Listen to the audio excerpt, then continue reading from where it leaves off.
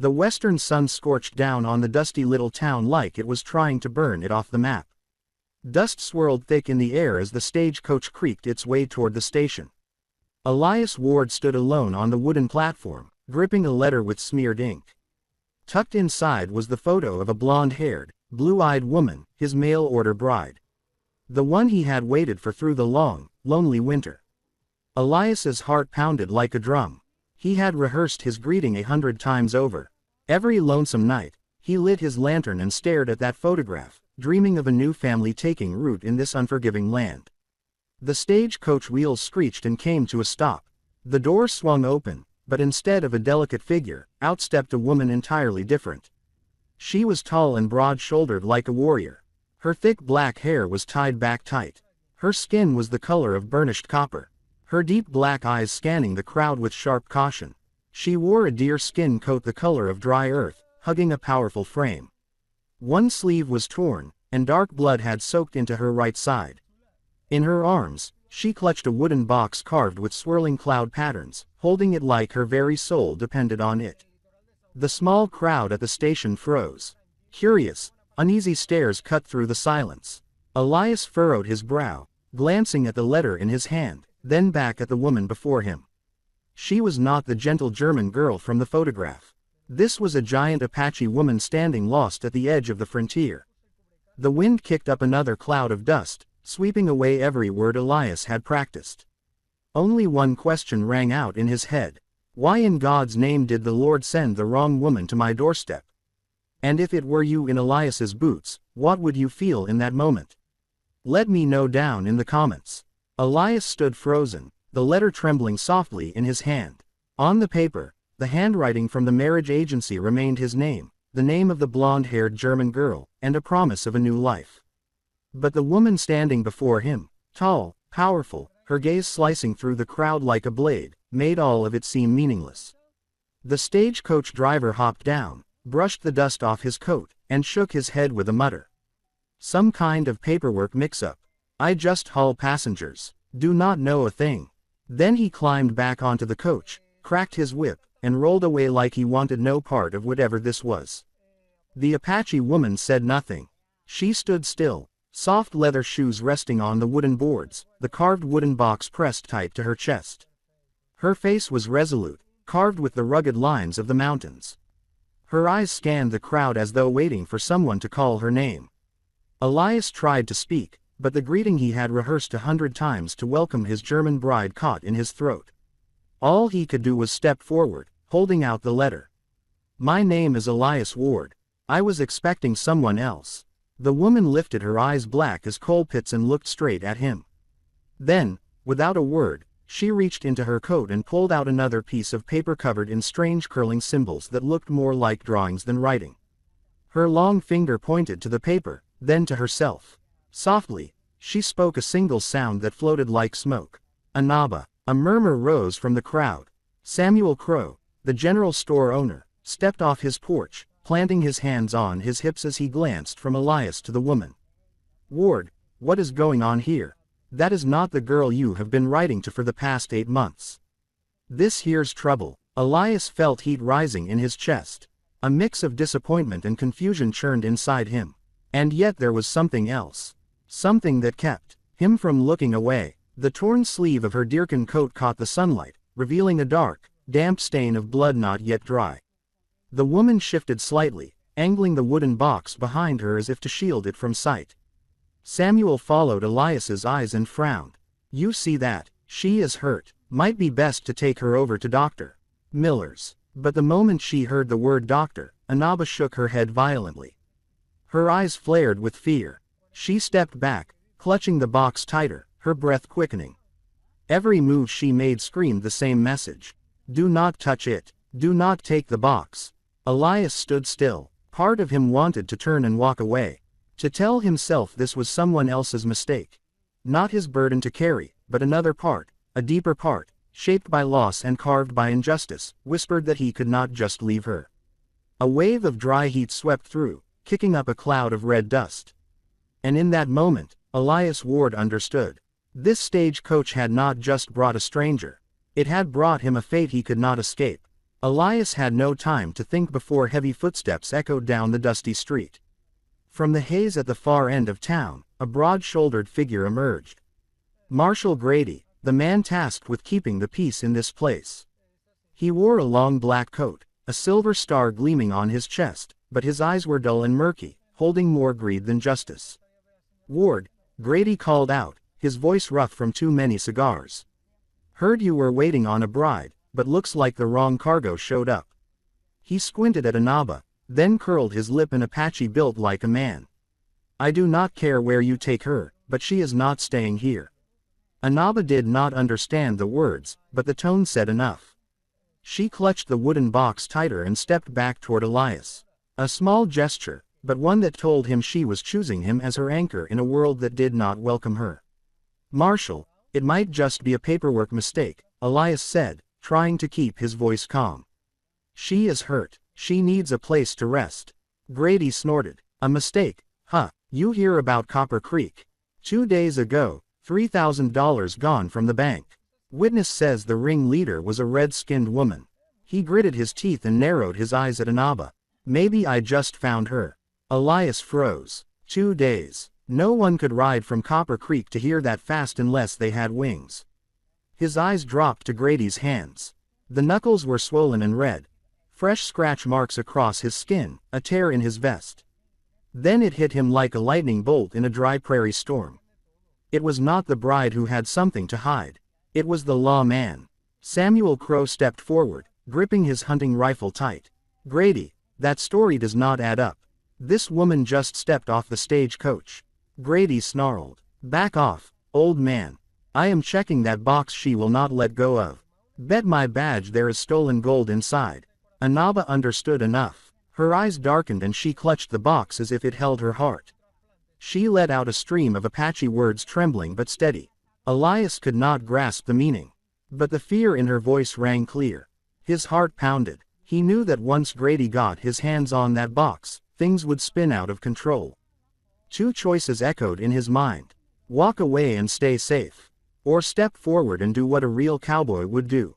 Elias took a slow breath, his fingers brushing the handle of the Colt at his side. He stepped between the marshal and the towering woman behind him. "Grady," he said, voice low and firm. "No one touches her while I am standing here." The wooden planks beneath their boots creaked in the hot wind. Destiny had drawn its line in the sand, and Elias Ward knew from this moment on he was bound to the fate of the strange Apache woman. The entire coach station seemed to hold its breath after Elias spoke. Marshal Grady glared hard, but with townsfolk still gathered around, he did not dare make a move. He spat on the ground and growled, "You will regret this, Ward. A man who stands against the law does not live long." With that, he turned on his heel, his black coat vanishing into the swirling dust. Only when the sound of his boots had faded, did Elias turn back to Inaba. The Apache woman had not moved, still holding the wooden box tight in both arms. The blood stain on her coat had darkened under the fading afternoon light. "Sit down," Elias said gently. "Let me look at that wound." He motioned with his hands, tapping his own side, then gestured to the porch step. At first, Inaba shook her head, eyes filled with distrust. She had known too well the betrayal of white men to place her faith easily. But then, sensing no force behind Elias's words, she slowly sat down. Ias reached into the leather pouch at his side, pulling out a clean strip of cloth and a bottle of whiskey. As he touched the torn sleeve, Inaba flinched. He whispered, "Easy now. I am not taking your box." She gave a faint nod and let out a breath. Elias carefully soaked the cloth in whiskey and cleaned the wound. Beneath the dried blood, a long, clean gash came into view, sharp as if cut by a blade. This was no accident from a bumpy stage ride. This was the mark of an attack. As he worked, the box in Inaba's arms shifted slightly, just enough to let him glimpse inside. It was not gold or silver as Grady had claimed, but a copper bracelet etched with tribal markings and a bundle of corn and bean seeds wrapped with care and rough cloth. Elias froze. This was not stolen treasure. This was life. This was heritage. Inaba quickly drew the box back to her chest. But in that brief instant, her eyes met his. No longer filled with doubt, there was a flicker of trust there. Fragile but real, Illustrative wrapped the bandage tight around her side and tied it off. "There," he said. "Not pretty, but it will stop the bleeding." He stepped back and added, "You do not need to be afraid of me." Inaba stared at him. Then, for the first time, her lips formed a broken English word. "Thank you." Just 2 syllables, but they warmed something deep in Elias's chest. He sat down across from her, watching this towering woman hold that wooden box as if it carried her past, her people, and everything she believed in. In that moment, Elias understood he was no longer caught in a simple letterwriting mistake. He had stepped into something far greater. The story of an Apache woman and the secret she carried with her. "Thank you for spending this moment with me."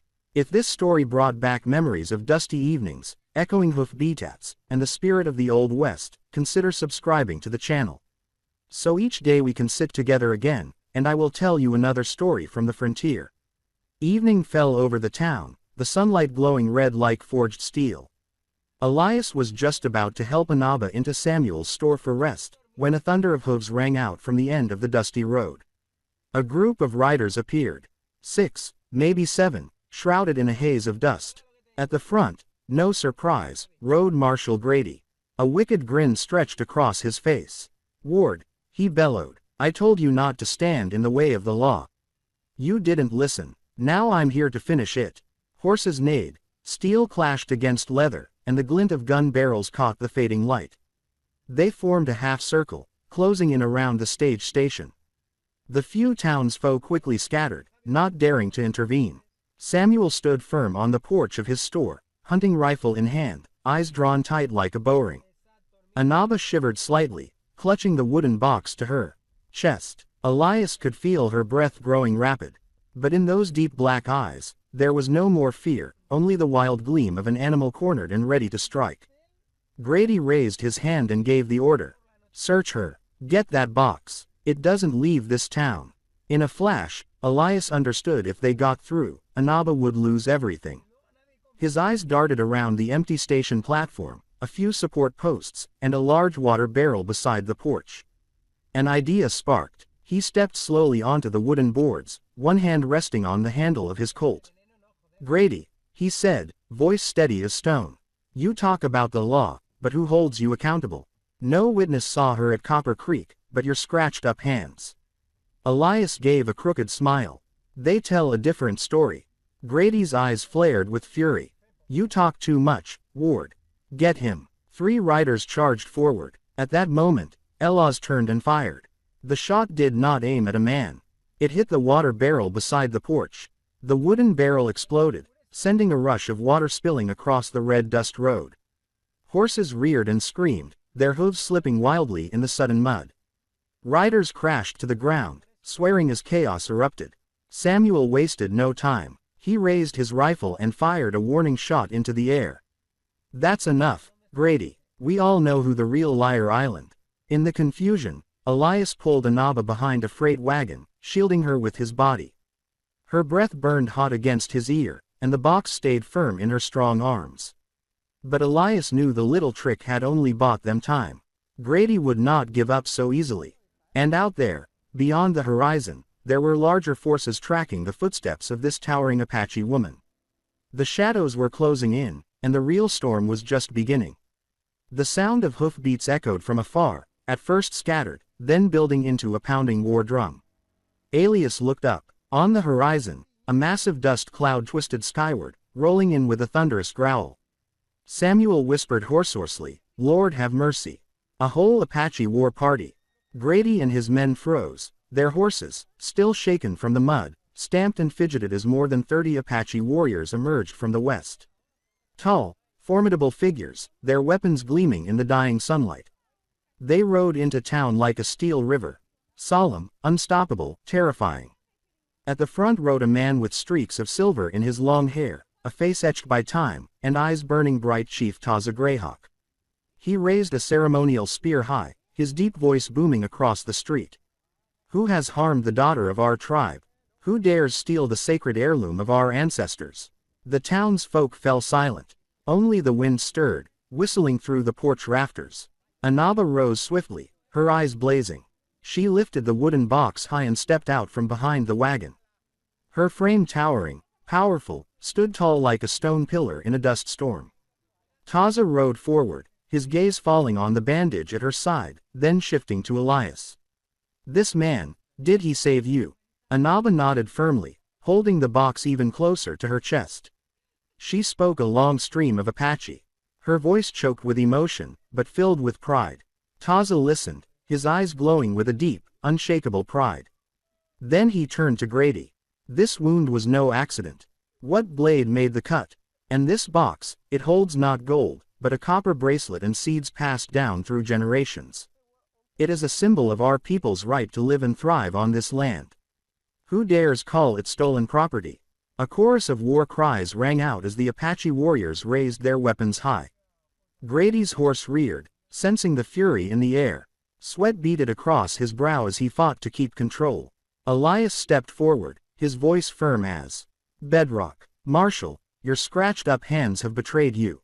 No one saw this woman at Copper Creek, but everyone saw her arrive here wounded. If there is still justice in this town, then you are the one who must answer for your actions." Grady's face turned pale, his hand inched toward his gun, but in an instant, dozens of spears and rifles aimed straight at him. Even Samuel on the porch had his rifle drawn and ready. Grady had men, but now he stood utterly alone. The moment hung tight, stretched like a bowstring. Dust swirled in the burning red light of the sun, and Elias knew the line between bloodshed and peace was now no wider than the pull of a trigger. Time stood still, the entire town held its breath. The only sound, the moaning wind slipping through the porch rafters. Grady remained frozen, his hand hovering over the grip of his gun. But he knew one wrong move, and dozens of Apache spears and rifles would turn him into a forgotten corpse. Taza Greyhawk urged his horse one step closer. His voice rolled like thunder. "This man saved the daughter of our tribe. But you, Grady, you tried to steal the treasure of our ancestors. The laws of white men may protect you, but the laws of earth and blood do not." Grady trembled, his eyes lost focus. He could feel his power crumbling beneath him. Slowly, he lowered his hand from the gun, then dropped to his knees in the dust. His men, seeing their leader broken, one by one let their weapons fall, raising their hands in silent fear. A murmur spread through the townsfolk. Many who had once bowed to Grady's authority now saw his true face. In the blood-red light of dusk, his false power turned to ash. Anaba stepped forward, still clutching the wooden box, her eyes alight. She knelt and opened it for all to see. Inside, there was no gold or silver, only a copper bracelet etched with tribal markings and a bundle of corn and bean seeds. Small things, yet heavy with the soul of a people. Elias suddenly understood she was not just protecting a box. She was defending the right of her people to exist. Taza turned to Elias and gave him a respectful nod. "Cowboy, you stood between evil and my daughter. You owed us nothing, but from this day on, the honor of the Greyhawk tribe will remember the name Elias Ward." Anaba looked at Elias for a long moment. Then, instead of riding back with the warriors, she stepped closer, placing the wooden box gently at his feet. Her hand touched his arm, and her gaze softened after so much storm, met his stay. The word came out rough, imperfect, but clear. Elias blinked, then nodded slowly. "Then stay you will until the wound heals. Until you are ready to go." Samuel chuckled softly and shook his head. "Ward, maybe the Lord didn't send the wrong one after all. Maybe he knew exactly who you needed." The setting sun poured down, turning the stage station into a deep bronze glow. Grady was led away. His men scattered and Elias stood there beside the towering Apache woman, not saying a word but sharing something new. Something delicate but stronger than any paper marriage contract. A bond born not from ink and promise but from fire, dust and trust. The sun sank behind the red rock mountains, pouring a mix of blood and honey across the town in the light of dusk. The stage station was quiet now, marked only by deep wagon tracks in the dusty earth and the whistling wind weaving through the sun-bleached porch rafters. Elias stood on the porch, eyes tired but shining. Beside him, Anaba leaned against a wooden post, her wound bandaged, the sacred box resting safely at her side. For the first time since stepping off that stagecoach, her face had softened, no longer wound-tight like a drawn bowstring. Samuel, wiping down his old hunting rifle, sat in a creaky wooden chair, and let out a soft chuckle. Ward, looks like you're not so alone anymore. Sometimes the Lord sends the wrong one, only to make things right. Elias glanced at Anaba. She could not catch all of Samuel's words, but her eyes did. She slowly placed her hand atop the wooden box, then looked at Elias and whispered, her English halting but clear, "You right, man." Elias felt his chest tighten, as if some loose thread within him had finally been pulled snug. He no longer saw himself as a man who had paid for a stranger's photograph. He saw a man who had just earned the trust of a living, beating heart. Out beyond the porch, Marshal Grady had lost all power. Bound and hauled off with his men, he was nothing more than the shadow of a fallen tyrant. The townsfolk murmured, but no one mourned him. When evil is laid bare, it has no place left to hide. Elias looked up at the darkening sky. He thought of all those long winter nights, when only the flicker of lamplight and a photograph of a distant girl had kept him from falling apart. Now someone entirely different, someone he had never imagined, sat quietly beside him, solid as stone. He spoke softly with the weathered voice of a cowboy who had seen enough to understand. Some days the thing that lands on your porch by mistake turns out to be the very gift the Lord meant to send. Not paper, not a contract, but trust and the courage to accept it. Anaba looked at him, and for the first time she smiled. Just a small smile, but enough to chase away the loneliness in his soul. Then Elias turned toward the invisible audience of this tale, as if speaking to each of us. Brothers of the frontier, the Wild West teaches us this: happiness does not always arrive the way we expect. But when it knocks, open your door. If you believe in stories of honor and heart in the dust of the West, leave a comment below with the words "Best Wild West Stories" so we know the cowboy spirit still lives on in each of us. Night slowly settled over the town. But on that wooden porch, a new kind of light had been lit, stronger than any sunset flame. Once again, it has been an honor to share this story with you. Let me know how it made you feel. Drop a comment below. Type the number 1 if this story spoke to you. And do not forget to subscribe to the channel for more thrilling tales from the wild frontier.